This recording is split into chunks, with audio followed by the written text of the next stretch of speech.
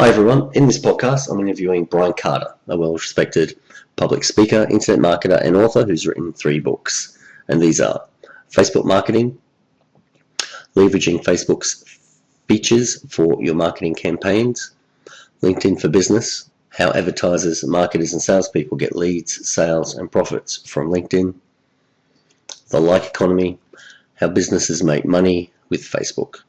He's a fascinating man who's also delved into the world of stand-up comedy. I recorded this interview late last year, but only to release it now. I'm really sure you're going to enjoy this podcast. Here we go with Brian Carter.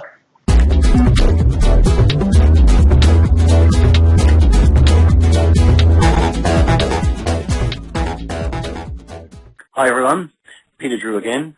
Thanks for tuning in. Today is a great day. Again, we're talking about LinkedIn, and we are so lucky to have with us today entrepreneur and author Brian Carter, and author about, as it turns out, LinkedIn. Hi, Brian. Hey, Pete. How you doing? Great, mate. It's very good to have you here. Thanks for calling in. Yeah, thanks for having me. I'm a big fan. Oh, very, very good. Mate, how about we introduce you to our audience by letting them know how long you've been working online, and specifically what got you excited about LinkedIn, I suppose. Okay. I've been in internet marketing since 1999. I was an acupuncturist, and I did a site about acupuncture. I was trying to explain it to regular people. And later I figured out I didn't really like doing acupuncture, and I started making all this money with Adsense ads on my site. So I kind of switched over to that. Yeah, there were a couple months where I got a $20,000 check a couple months in a row. Nice. And I was days. I remember those days well. Sorry, continue. Yeah, and it was so exciting. I thought I was rich forever, and I was wrong. Because all it takes is like an algorithm change and you're done, which is what happened. Yep. But I had learned some AdWords, and then I actually was lucky to get a company doing alternative health products that let me do their AdWords without much experience, and did some of their SEO. And later I went to an agency. I moved to South Carolina, which a lot of people would not do if they're not from there. Okay. Which is actually really nice, but very few people. I was living in San Diego, and I moved to South Carolina for this job, and ran an agency for a while, part of the agency that did internet marketing and AdWords and social media. And I was really into Twitter with everybody else that was excited about it in like 2008 and 2009. But one of our clients wanted us to do Facebook, which I didn't really want to do, and then we got into that. And, long story short, I ended up teaching Facebook marketing and writing a couple books about that. And then I was looking at what's next. And, I have a friend that does, I do a little bit of professional speaking, and I have a friend that's been doing that a lot for 15 years, and I would hear his stories, and it became apparent to me there were a lot of B2B companies out there that are not very glamorous and you never hear about, but they have a lot of money, and they have a lot of, some very unique marketing problems. And, some of these folks are they're still skeptical about social media. They don't really like Facebook that much. But they see LinkedIn as a really professional solution. So, well, let me look at that. That makes sense. Yeah. Yeah, and so I thought I'd look into it, and write a book. And the book really was designed to address 3 different groups of people, or 3 different job functions. And it comes out in August, so it's not out, but you can pre-order it. But anyway, advertising people, marketing people, and salespeople. And marketing and salespeople traditionally get pretty siloed. So, they don't talk to each other. They don't like each other. But what I've found is that in this book, they can actually collaborate on leads and lead quality and lead criteria and things like that. But yeah, so that's just an intro. I don't want to start rambling on forever. So there's.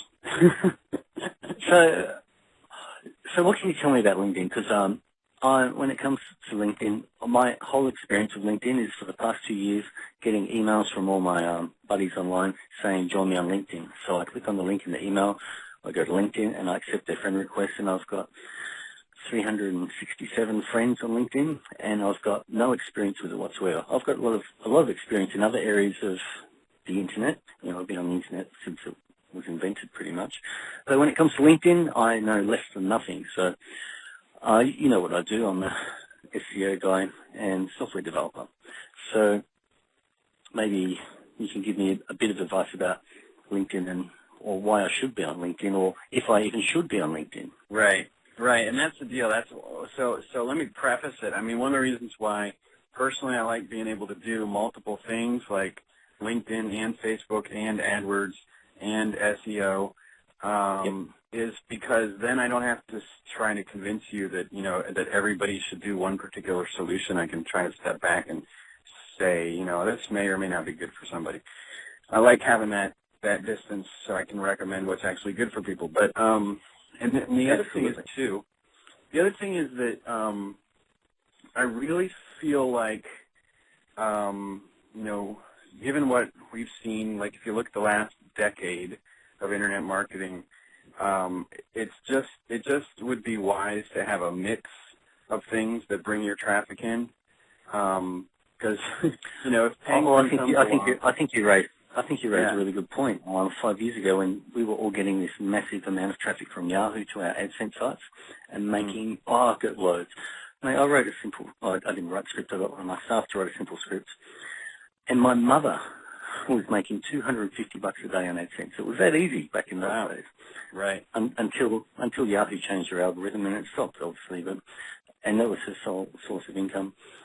Well, actually, she stopped. She was making too much money, and it was affecting her pension, so she only did it for a couple of months. So was it bad for her to make too much money?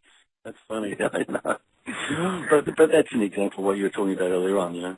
It's great to have multiple streams of income, obviously, and not relying on one right. source. I mean, that's the thing. Be it Yahoo or Google or Facebook or LinkedIn. Yeah. Yeah, and your folks may have been, you know, affected by Penguin to different degrees, and you know, I'm not. You maybe have talked about this in other shows. I don't know if anybody's really cracked the code on what Penguin was. I've seen theories, and you know, so I think, you know, my Google rankings have changed, and some keywords went up and some went down, and you know, across multiple sites. But you know, if I only rely on Google, then, you know, hey, I'm in trouble. Don't put all your eggs in one basket. And then you got, you know, Facebook marketing. There's all these companies that are spending, you know, some of them are spending tens or hundreds of thousands of dollars on their Facebook fan base. And, you know, they're all Facebook has this marketing conference that admits that the average page is only reaching 17% of their fans when they post, right? And so if you didn't know that before, suddenly you're finding out your fan base is 80% less valuable than you thought. Absolutely. Yep. That's awesome. And then what if Facebook becomes the next MySpace, right? I mean, Google has lasted a long time, but can we be sure Facebook will last that long? You know, if you violate one of the terms of service on Facebook, whether you realize it or not, you know, there are plenty of stories of pages being just deleted, and they don't have great customer service for you to So that's the process. Is like LinkedIn could be another source of traffic for you. Try and diversify so that you have less risk. And then, you know, to more directly answer your question, you know, LinkedIn is, I think, a smaller source of traffic, generally speaking. I mean, you know, there's only like 150 million people on there compared to 850 million on Facebook. You know, Facebook and Google are about equal size from various ways I've tried to measure it with what tools we have to deal with. Yeah. So I don't specifically use Facebook as a traffic source. I use it more as a branding medium, I suppose. yeah. And I've got a few pages with, that do send a little bit of traffic, but my other promotions with partners are where I get my significant traffic from. So Facebook is more about branding. Maybe LinkedIn would be good too if I started to get some exposure in there, probably from more well, corporate here's people. what I'm real big on now, and this is just something I've evolved to or iterated to, is use what we know about Google is that the keywords have search intent and buying intent and stuff like that in it. So we can be more sure that people are close to buying when they search Google. But with social, with like Facebook and LinkedIn, you don't necessarily know. With LinkedIn, you might be dealing with a product or a service that has a really long buying cycle, and it's going to take 2 years for them to decide to buy it. Or with Facebook, maybe they're a window shopper and they were just on there to look at funny dog photos, and they're going to check out your thing, but they're not really ready to buy. They're going to file it away. So what I like to do is combine Adwords Remarketing with it, so that you and for people in your audience that don't actually know remarketing. Sorry, can you say that again? Yep. Yeah, Adwords Remarketing is you set up an AdWords campaign, you set up an audience. It gives you a piece of code you put on your website so that anybody that comes to your site gets cookied, and then you can show ads to those people. That audience grows kind of like an email list or a fan-based list. And then anytime somebody goes to any of those sites that have Google Ads, the entire Adsense network, people will see your ads. So it's a kind of reminder device, Like, awesome. Yeah, and it's funny, too, because the people that I network with, some of them I joke around with, and they give me a little bit of grief about seeing all my ads all the time. So it works, and so I think that's a nice way to. You think about the sales funnel. Everybody has a sales funnel and a buying cycle or sales cycle. So this just this helps you. Those people who bounced off your website, or whatever, this gives you a chance to stay in front of them. Maybe get another chance to sell to them. That sounds awesome. Yeah. Nice. So getting back to your book, can we talk about the process of you writing this book? It sounds like you've written a couple of books. So how long has it taken you to come up with, from the idea about writing the book to actually then sitting down and drafting it? How can you describe that process for me? Because I know I've got a few books in me, but I'm sure you're as busy as I am. I haven't done it. You have, so I'm trying to learn from you here about actually sitting down and nutting out that process. Well, I'll tell you, too. I'll answer it by talking about I've written 3 books with this one publisher now, and I wrote a self-published one before that when I was still into acupuncture. So the 2 processes were very different, and I'll tell you, it was actually harder to self-publish by myself, obviously, when I started, because I had never written a book and I had no idea what I was doing. Where when you have a publisher, they have a process for you. So, like they'll be like, okay, the first, give us you have a proposal, and they'll be like, give us the table of contents and tell us who this book is for, and I would go in and use Google AdWords keyword tool and other things like that to try and estimate the size of the audience and all that stuff. And then they say, well, okay, so the first 25% of the book is due on this date, and then the next 25%. And so, you turn it in. You turn it in a month at a time. So that means you're writing the book in like 4 months. So you've got those specific boundaries in place that you need to work towards, which is and that really helps. I mean, I know, the thing I've been amazed to find out in getting into publishing is that not everybody can stay on schedule. And not everybody can write like that much. I mean, really anybody that blogs a lot has the strength an ability to put out words quickly, and not everybody can sit down and put words out that quickly. And writing a book is very different from blogging because you have to have a much bigger structure, and you maybe kind of have to go into more detail about things you might just kind of, gloss over in a blog post. They're very different, but if you do blog, you have this strength. I didn't realize that. You have this ability to put out words that not everybody can do. But then it's grueling, to tell you the truth. Like, I feel like I was running a marathon a week because you sit down and you're like, there's this cool book called The War of Art by Stephen Pressfield. Yep. And, yeah, you read that? I've read about the first half, yeah. Yeah, and it's because you sit down and you're like, oh, I better look and see what's going on Facebook. And you're like, I better write. I'm going to write a paragraph. Hey, let's see what's on Pinterest. It's very hard to. Absolutely. It's just hard to get the words out. And then once you do, you go back and you realize you don't like them.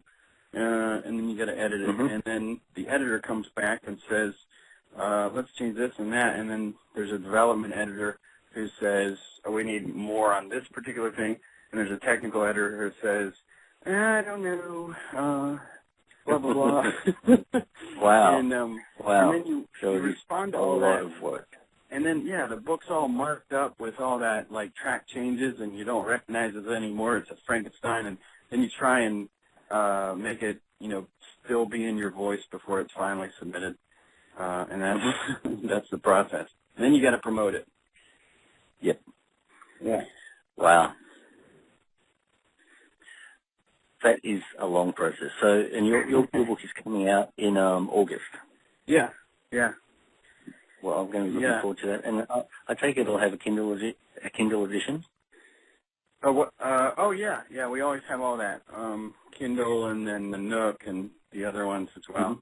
Yeah, and it's good. It dives into the research about, like, one little thing was that there was a study done that showed that the best way to get leads from LinkedIn is through the ads and the groups, I mean, there's probably 10 different things you can do in LinkedIn, but if you can narrow it down to just those two and not waste time, that's an advantage.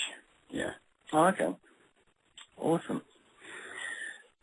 I've just investigated LinkedIn a little bit just in the last couple of days. I've searched for myself and found that I can't find myself in the search, so that was awesome. Yeah. I did find one of my Brute Force SEO members ranked number one for two terms I searched for. SEO software, he came up number one, and social media, he was number 3 or something. So that was very cool to find one of my buddies in there. So I'll have to yeah, and I don't know, you don't get certain data. Like, LinkedIn won't tell you how many people are doing those searches, so we don't really know how many people are looking for people that way.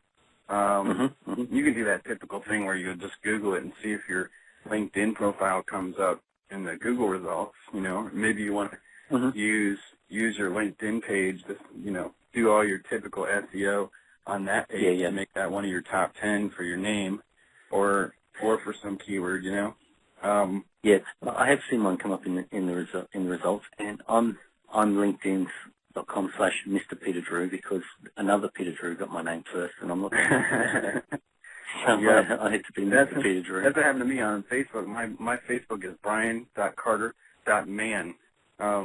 Just because Brian Carter's taken, and I have this very weird sense of humor. It's only funny to me. Yeah. But well, I was lucky I got the Peter Drew for Facebook and Twitter, so it was good. Yeah, me too. Well, Twitter at least. But yeah, I think so. I don't, for a solo person doing LinkedIn marketing, the real advantage you would have is to do all that thought leadership stuff, blogging, content marketing. I think one of the biggest movements we're seeing with social media is companies becoming publishers, but they struggle with it. So yeah, I mean, people are putting out infographics and white papers, and this interview is a great example of a piece of content that you'll use to continue to, but But, you know, if you're a solopreneur, individual, you actually have an advantage. Maybe you don't have the same resources of a big company, but they have all kinds of, like, logistical roadblocks, and they're slower, and they have approval processes, and whereas you're more agile, and you can just absolutely you can react straight away. Yeah, and just publish. And put out personal content like we're doing right now. Exactly. So then you can, if you grow your own LinkedIn group, you can throw your content in there. These groups just grow over time. I had one that I'd never promoted, and it's just about Facebook advertising marketing. It's got 1,100 people in it that I don't know how. I don't know. They just found it and joined it. And when you post stuff on that group, they'll get an email about it. So you're actually kind of doing email marketing with your content through LinkedIn. And you can also send I wasn't aware of that. Yeah, you can send your LinkedIn group an email directly once a week through LinkedIn. Oh, okay, perfect. Yeah, I like that. Very interesting. Yeah. And I could get one of my staff to manage to set all that up and manage that. Then I can drop the content in. I actually like the idea of that. Awesome. Yeah. Okay, Brian, I think we've pretty much wrapped it up. Cool. Mate, thank you very much for your time. It's been very interesting. I've learned a lot. Hopefully, maybe we'll catch up again in another 6 to 8 weeks and maybe talk more about the publishing process, because I know there's a lot of people who listen who are interested in writing books. I know I am, and maybe we can catch up again and continue on that conversation. Yeah, definitely. And as a preview, if we do talk about that, I've got, I've self-published like like a PDF type book, and I charge $47 for it, and just promote it through SEO stuff, and people buy that book. I get obviously 100% of the profits, or close to it, as opposed to publishing where you get 10 to 15% or whatever. So, Okay. Yep. Excellent. Cool. Well, so thanks for having me. Okay, Brian. Brian. Okay. Thanks, mate. Talk soon. Yeah. All right. Thanks, Pete. I hope you enjoyed Brian's interview. I have a lot of podcasts in the bag, which I'll be releasing weekly. You can find me on iTunes, just search for Peter Drew, and subscribe so you get a new one each week. If you'd like to suggest someone to interview, just hit me up on Twitter @PeterDrew or Facebook.com/PeterDrew, or leave a comment on podcast.peterdrew.net. Thanks for listening. See you next time. This has been the Peter Drew Podcast.